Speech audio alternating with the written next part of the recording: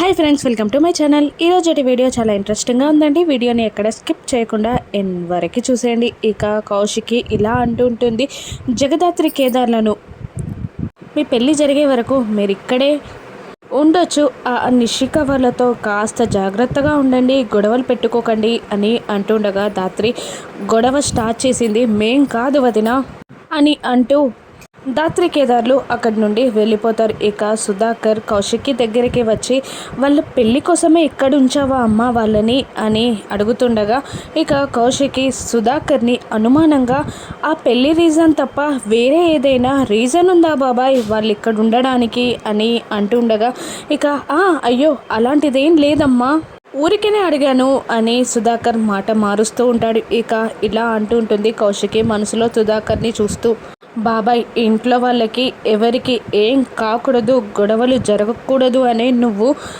నీ కొడుకు కేదార్ అని ఒప్పుకోవట్లేదు, కానీ నేను అంత ఈజీగా వదిలిపెట్టలేను కదా బాబాయ్. కేదార్ ఈ ఇంటి బిడ్డకి నేను అన్యాయం చేయలేను బాబాయ్. సామరస్యంగా అందరూ ఒప్పుకునే విధంగా నేను ఈ సమస్యని పరిష్కరిస్తాను బాబాయ్ అని కౌశికి మనసులో సుధాకర్ని చూస్తూ అంటూ ఉంటుంది. ఇక కేదార్ సూరిమామకి కాల్ చేస్తూ ఉంటాడు. ఫోన్ స్విచ్ ఆఫ్ వస్తూ ఉంటుంది. ఇక టెన్షన్ పడుతూ ఉంటాడు. కేదార్ దాత్రి వచ్చి ఏమైంది, ఎందుకు టెన్షన్గా ఉన్నావు అని అడుగుతూ ఉండగా సూరిమామ ఫోన్ స్విచ్ ఆఫ్ వస్తుంది అని కేదార్ చెప్తూ ఉండగా, అదేంటి సాక్ష్యాధారాలతో ఇక్కడికే బయలుదేరానన్నాడు కదా, మరి ఇంకా రాలేదేంటి అని దాత్రి అడుగుతుండగా, నాకు అదే అర్థం కావట్లేదు, ఈ రోజుతో నేను ఈ ఇంటి బిడ్డనని తేలిపోతుందని సంబరపడిపోయాను, కానీ ఏదో తేడా జరుగుతుంది దాత్రి అని అంటుంటాడు కేదార్. కొంపతీసి యువరాజ్ ఏమైనా చేసుంటాడా అని అనుమానపడుతూ మనం ఇంట్లోకి వచ్చేటప్పుడు యువరాజ్ ఇంట్లో ఉన్నాడా అని అడుగుతూ ఉంటాడు కేదార్ దాత్రిని. లేడు, ఇప్పుడు కూడా లేనట్టే ఉన్నాడు అని దాత్రి అంటూ ఇంకా ఇలా అంటూ ఉంటుంది. మనం ఇంట్లో నుండి వెళ్ళిపోయామని అందరూ సంబరాలు చేసుకుంటూ ఉంటే యువరాజ్ మాత్రం బయటికి వెళ్ళాడంటే ఏదో చేయడానికే వెళ్ళాడు అని అంటూ సూరిమామకి మాత్రం ఏం కాకూడదనే కోరుకుంటున్నాను అని దాత్రి అంటుండగా ఇక కేదార్ బాధపడుతూ ఇలా అంటూ ఉంటాడు, మా అమ్మ జ్ఞాపకాలున్న ఒకే ఒక వ్యక్తి సూరిమామ, నన్ను మా నాన్నని కలపడానికి ప్రయత్నించే ఒకే ఒక వ్యక్తి సూరిమామ. మా సూరిమామతో ఉంటే మా అమ్మతో ఉన్న ఫీలింగ్ ఉంటుంది నాకు, నా వల్ల సూరిమామకి ఏం కాకూడదు దాత్రి అని ఏడుస్తూ ఉంటాడు కేదార్. ఏం కాదు, టెన్షన్ పడకు, యువరాజ్కి మనిషిని చంపే అంత కోపం ఉంటుందే కానీ మనిషిని చంపే అంత ధైర్యం ఉండదు, ఏం కాకూడదని కోరుకుంటున్నాను అని దాత్రి కూడా అంటూ ఉంటుంది. ఇక అప్పుడే ఇంటి ముందు యువరాజ్ ఒక సుమో నుండి కిందికి దిగుతూ ఉంటాడు. మరొక రౌడీ సరే బాయ్ అని చెప్తూ డబ్బులు తీసుకొని వెళ్ళిపోతాడు. ఇక ఆ రౌడీని చూస్తారు దాత్రి కేదార్లు. ఇక వాడిని ఎక్కడో చూసినట్టుంది అని కేదార్ అంటుండగా వాడు యువరాజ్కి సంబంధించిన రౌడీ అని దాత్రి అంటూ ఉంటుంది. ఇక వీళ్ళు ఏదో చేసొచ్చారు, వీళ్ళు ఎక్కడి నుండి వచ్చారా కనుక్కోవాలి అని వాళ్ళిద్దరూ అనుకొని యువరాజ్ ఎక్కడి నుండి వచ్చాడా అని పైనుండి అబ్జర్వ్ చేస్తూ ఉంటారు. ఇక కింద యువరాజ్ రాగానే నిషి, వైజయంతి అందరూ టెన్షన్ పడుతూ,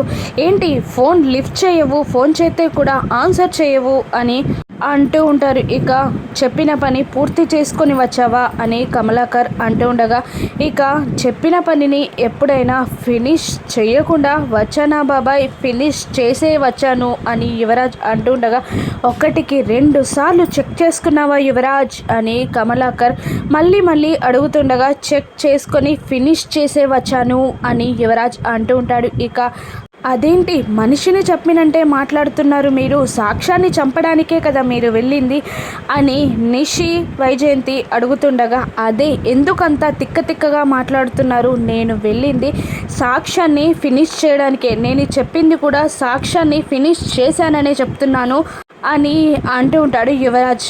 పైనుండి ఈ మాటలన్నీ వింటున్న దాత్రి కేదార్లు ఇక సూరిమామని యువరాజ్ చంపేశాడని కన్ఫర్మ్ చేసుకొని కిందికి వచ్చి కేదార్ యువరాజ్ కాలర్ పట్టుకొని, ఏం చేసావురా సూరిమామని, ఏం చేసావురా, అన్యాయంగా సూరిమామని చంపేశావారా, సూరిమామ నీకేం అన్యాయం చేశారా, అని కేదార్ అంటుండగా, నీకు సహాయం చేస్తున్నాడు కదరా, అది చాలదా వాడిని చంపడానికి అని అంటుండగా, సహాయం చేశాడని ఒక మనిషిని అన్యాయంగా చంపేస్తావరా అని కేదార్ యువరాజుని తిడుతూ కొడుతూ ఉంటాడు. ఇక కమలాకర్ అడ్డుగా వచ్చి యువరాజ్ని కేదార్ నుండి విడిపించి, ఏంట్రా నువ్వు మాట్లాడేది, ఏం చేస్తున్నావురా, ఈ ఇంటి బిడ్డ మీదనే చెయ్యేస్తావా నువ్వు, వాడు ఈ ఇంటి వజ్రపాటి వారసుడు అని యువరాజ్ని చూస్తూ కమలాకర్ కేదార్ని తిడుతూ ఉండగా, ఇక నేను ఈ ఇంటి బిడ్డనే కదా బాబాయ్, నేను ఈ ఇంటి రక్తాన్నే, ఈ ఇంటి వారసున్నే అని కమలాకర్తో కేదార్ అంటూ ఉండగా, ఇక ఎవర్రా నువ్వు, ఎవడికి పుట్టావో తెలీదు, ఎక్కడ పుట్టావో తెలీదు, నువ్వు నా అన్న కొడుకు అంటే నేను ఒప్పుకుంటాననుకున్నావా, అనాథ వెదవవి, నిన్ను నేనెలా చేరదీస్తాననుకున్నావురా అని తిడుతూ ఉంటాడు కమలాకర్ కేదార్ని. ఇక ధాత్రి మధ్యలో వచ్చి, కమలాకర్ గారు మర్యాదగా మాట్లాడండి, ఇంకొకసారి ఇలా కేదార్ని అవమానిస్తే నేను ఊరుకోను, కేదార్ ఈ ఇంటి రక్తమే, ఈ ఇంటి వారసుడే, సాక్ష్యాధారాలతో సహా నేను నిరూపిస్తాను అని అంటూ ఉండగా, ఆ అరుపులన్నీ విన్న కౌశికి బయటికి వచ్చి, ఏంటి ఏమైంది, ఇంత గట్టిగా ఎందుకు అరుచుకుంటున్నారు అని అంటూ ధాత్రి కేదార్లని చూస్తూ, ఏమైంది మీకు అసలు, మీరెందుకు అలా ఉన్నారు అని అడుగుతూ ఉంటుంది కౌశికి. ఇక ధాత్రి ఇలా అంటూ ఉంటుంది, సూర్యమామని యువరాజ్ చంపేశాడంట వదిన, ఆ విషయాన్ని గర్వంగా వచ్చి వీళ్ళందరికీ చెప్తున్నాడు అని అంటూ ఉండగా, ఇక కౌశికి వచ్చి యువరాజ్ని, ఏంట్రా వాళ్ళు చెప్పేది నిజమా, సూర్యమామని నువ్వు చంపేశావా, ఉన్న విషయాన్ని ఎందుకురా ఇంకా కాంప్లికేట్ చేస్తున్నావు, అయినా అన్యాయంగా ఒక మనిషిని చంపేయడం ఏంట్రా అని అంటుండగా, నిషి ఏంటి వదిన మీరు వాళ్ళ మాటలు నమ్మి మీ తమ్ముడిని అనుమానిస్తున్నారా అని అంటుండగా, నువ్వాగు నిషి అని కౌశికి కూడా తిడుతూ ఉంటుంది. ఇక కేదార్ ఇలా అంటుంటాడు యువరాజ్ని బెదిరిస్తూ, సూర్యమామకి ఏం కాకూడదు అని నువ్వు కోరుకో, దేవునికి దండం పెట్టుకో, సూర్యమామకి ఏమైనా కావాలి, నిన్ను జైలుకి పంపించకుండా ఎవరు అడ్డుకోలేరు, ఎవరు ఆపలేరు అని అంటూ కేదార్ ధాత్రి సూర్యమామ కోసం వెతకడానికి వెళ్ళిపోతారు. ఇక యువరాజ్ కౌశికిని, ఏంటక్క వాళ్ళ మాటలు నమ్మి నన్ను నువ్వు అనుమానించడం ఏంటి, నేను ఒక మనిషిని చంపానంటే నువ్వు నమ్ముతావా అని అంటూ కోపంగా యువరాజ్ వెళ్ళిపోతాడు. ఇక మరోవైపు నిషి కాచి వైజయంతి తలొక మాట అంటూ ఉంటారు కౌశికిని. ఇక ఇలా అంటూ ఉంటుంది కౌశికి, మీకే పై ప్రేమ ఉందా పిన్ని,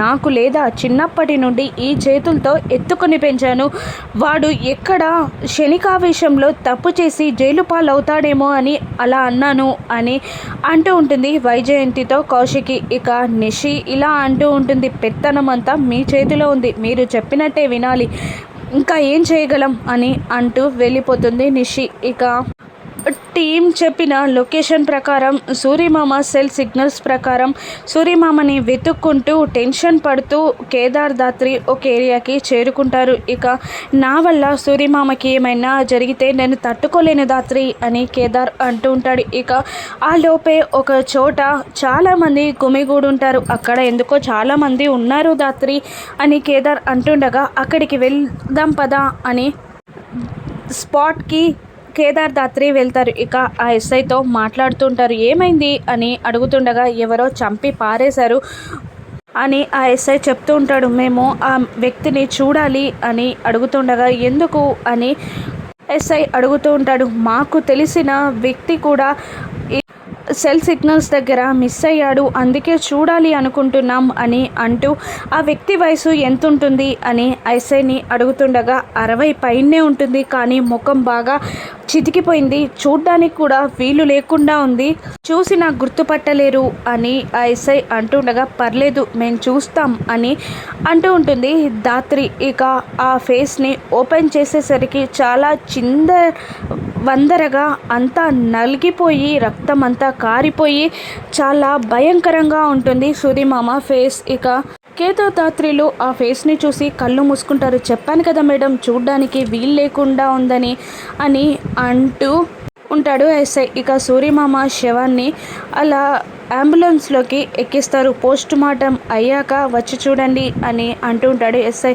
అలాగే సార్ అని అంటుండగా కేదార్ బాధపడుతూ ఉంటాడు. యువరాజ్ ఏదో చేసేశాడు సూర్యమామని, నాకు చాలా టెన్షన్గా ఉంది ధాత్రి అని అంటుండగా, నీ ఫీలింగ్స్ అన్నీ పక్కన పెట్టు, కాసేపు 10 నిమిషాలు మన డ్యూటీని చేసి ఇక్కడ సాక్ష్యాధారాలనన్నీ చూసి మర్డర్ ఎవరు చేశామో కనిపెడదాం అని అంటూ ఆ చుట్టుపక్కలంతా గమనిస్తూ ఉంటారు ధాత్రి కేదార్లు. ఇక రక్తపు చుక్కలు కనబడుతూ ఉంటాయి. ఈ రక్తం మరకలు ఎక్కడి దాకా ఉన్నాయో చూద్దాం పదా అని అంటూ ఇక ఒక చోట రక్తం మడుగుంటుంది. అక్కడే ఫుట్ ప్రింట్స్ కూడా ఉంటాయి, బూట్ల అడుగులు కూడా ఉంటాయి. ఇక ఆ సైజుని, బూట్ సైజుని కొలిచి 8 లాగా ఉంది.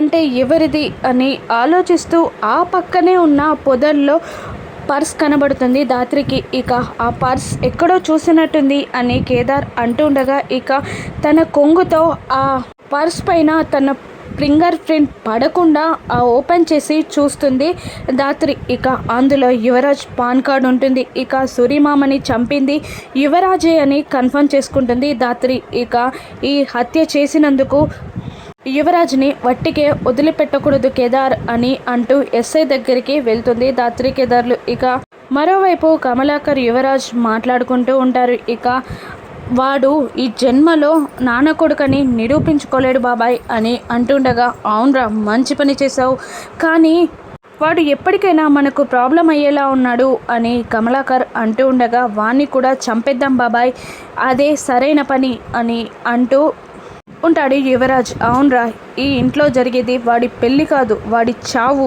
అని కమలాకర్ తన చేతిలో ఉన్న బాల్ని విసిరేస్తాడు. ఇక మరోవైపు ధాత్రి కేదార్లు ఎస్ఐని తీసుకొని యువరాజ్ని అరెస్ట్ చేయడానికి కోపంగా ఇంటికి వస్తారు. ఇక ధాత్రి యువరాజ్ యువరాజ్ అని అరుస్తుండగా, యువరాజ్ టెన్షన్ పడుతూ సూర్యమామని చంపింది నేనే అని వీళ్ళు పసిగెట్టేశారా అని అనుకుంటూ ఉంటాడు. మనసులో టెన్షన్ పడుతూ ఉంటాడు యువరాజ్. ఇక ఏమైంది అని అందరూ ధాత్రిని అడుగుతుండగా, ఒక హంతకుణ్ణి అరెస్ట్ చేయడానికి వచ్చారు అని జగదాత్రి అంటూ ఉంటుంది. ఇక యువరాజ్ అరెస్ట్ అవుతాడా, ఏం జరగనుందో నెక్స్ట్ ఎపిసోడ్స్లో చూద్దాం. Thank you for watching.